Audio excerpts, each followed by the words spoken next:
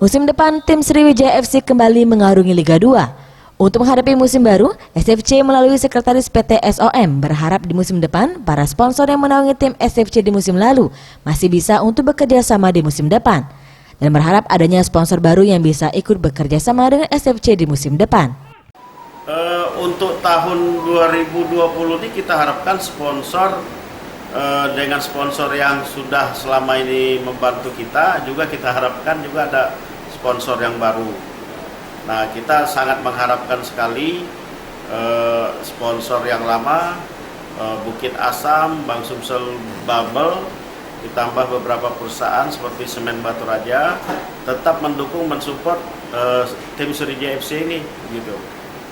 Ya tentunya juga ya kita harapkan tahun 2020 penonton juga bisa datang ke stadion, memenuhi stadion sehingga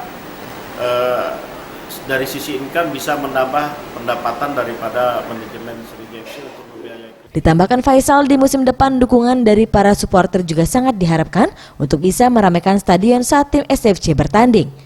Selain untuk mendukung tim kesayangan, juga bisa menambahkan pendapatan dari tim sendiri. Eza PM, Sriwijaya TV.